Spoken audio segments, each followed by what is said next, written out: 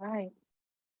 Good afternoon. We're calling the Revenue Estimating Conference to order October 23rd of the year 2023.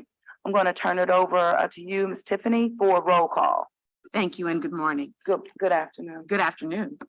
Honorable Mayor Latoya Cantrell, Present. Honorable Member Joseph Giarrusso, Present. Honorable Member Helen Moreno, Chief Administrative Officer Gilbert Montano, Here. Chief Financial Officer Norman White, Present. Professor Mara Baumgarten Force. We do have a quorum. Thank you very much. And prior to turning it over and asking for an adoption of the minutes from our September 27th meeting, just some brief comments. And one, just to underscore that over the past few years, the city definitely has grappled with the impacts, again, through COVID-19, which were expressed even at our last meeting, both physically and financially. We know that we have experienced a revenue loss of over 100 million in 2020 alone. And that level of loss has truly made it almost impossible for our city to have maintained city services. We have now shifted to a period of recovery. So how we have managed through being fiscally prudent and responsible and conservative in our practices, that has gotten us to where we are now. But again, we are at a stage still much aligned with recovery. And what most people believe is that when you talk about recovery or you say recovery, that we are back to normal. And that is not the case. Just wanting to underscore that recovery is not back to normal, but we are recovering. That has not happened, as I mentioned, fully, but we're moving in that direction. We have seen our revenue begin to recover over a short period of time, again, due to our strong efforts to engage our residents, our visitors, reinstate festivals, events, promote our city. Other factors, however, have had a negative impact on our rate of growth, although we do see signs of growth. We're seeing inflation factors that cause increases in supply costs, as well as increases in construction costs to the tune of 30 to 80%. These factors also have had a large impact on our residents and will continue to put financial pressure not only on the city, but we know on her people as well over the next couple of years. We've always thought about this as being over a 3-year period, moving from 23 to 24 and to 25. So as we have said again before, we have increased our fund balance to deal with, again, our steady growth and gaps through the year of 2025. But until our revenues return, continued fiscal restraints will be desirable and will be put forth by the administration. We are here today to evaluate what that prediction of revenue will be for 2024. And again, we must demonstrate that we are being thoughtful, prudent, and responsible every day and every step of the way, while simultaneously, again, ensuring that the city is looking at long-term financial stability. So with that, I'm going to ask for a motion to adopt the minutes from our last meeting, September 27, 2023. There's been a motion made by CFO Norman White. It's been seconded by Councilman Giarrusso. Please vote your machines. We have 4 yays, no nays, and the adoption of the minutes have moved forward. We're going to now move to the next item on the agenda. Ms. Tiffany.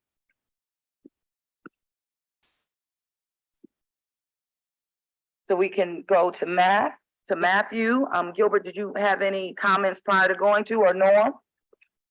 No, I may have some during the presentation. Okay. Thank you. Thank you very much, and we'll turn it to you now, Mr. Coops. Thank you very much, Mayor Cantrell. Just basically reiterating what you were just talking about is, yeah, the city still remains in a recovery trajectory, both economically and revenue wise. So, and yeah, we're here to adopt a revenue forecast that very much reflects that. A couple of differences from the initial preliminary forecast that we presented a month ago with the previous REC.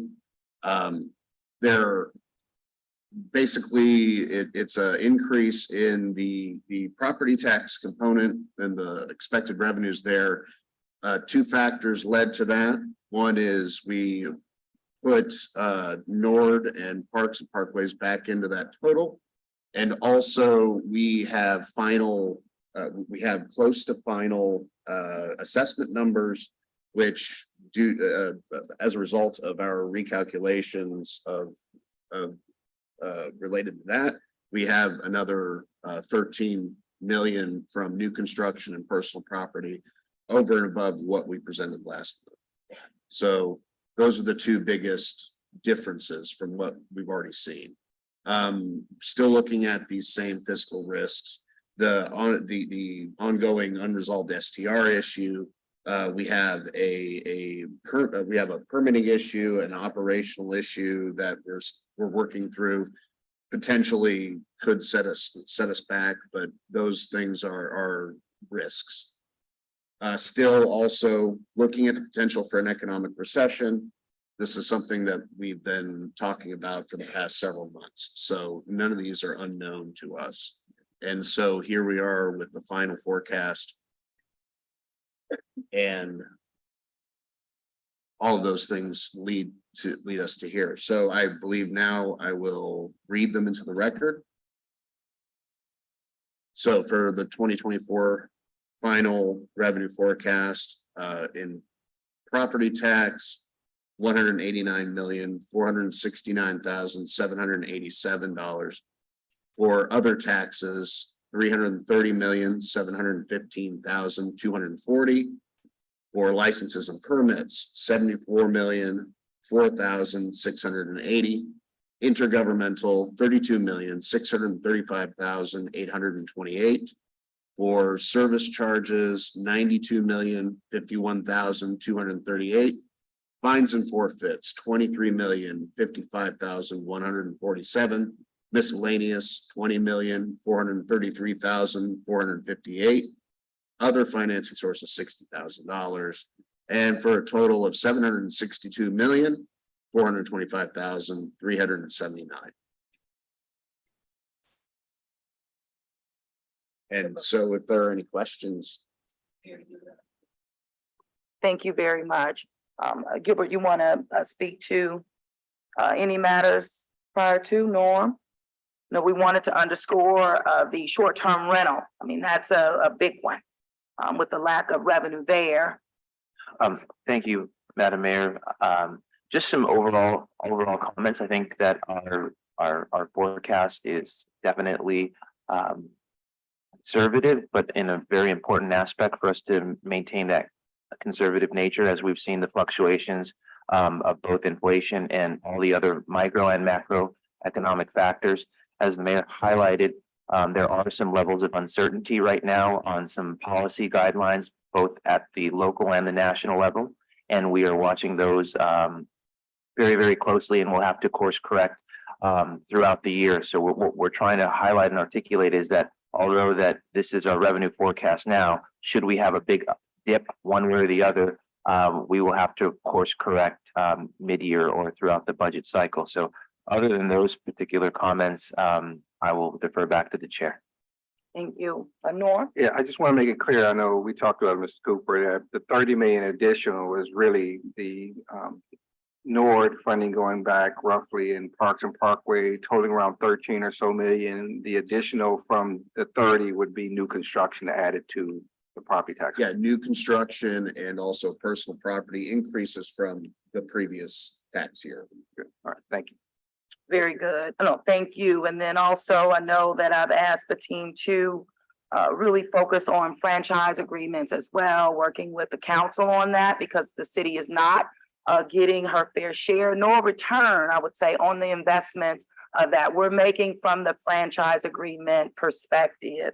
And so with that, that's all I had at this particular point. You want to read it into the record? Councilman, any comments at this time? And Councilman Green, thank you for joining. I don't know if you have any comments. Okay, Councilman Jeruso? Okay, hearing none, we'll make a motion to adopt. It's been moved by CFO Norman White, it's been seconded by Councilman Jeruso. Please vote your machines.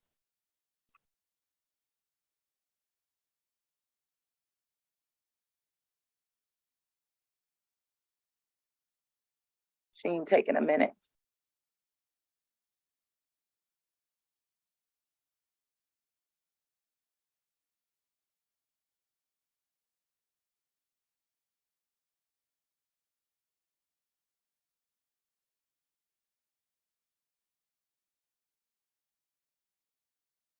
There we go.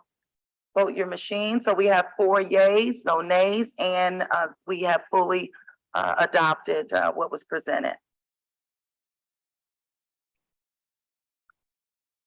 Now, that's it. Anything else, Ms. Tiffany? No, Madam Mayor. Okay, very good. And thank you again, Mr. Cooper, and all those who have attended this afternoon. Motion to adjourn? Looks like I seconded. Moved and seconded. Meeting adjourned. Thank you very much. Thank you. You're welcome.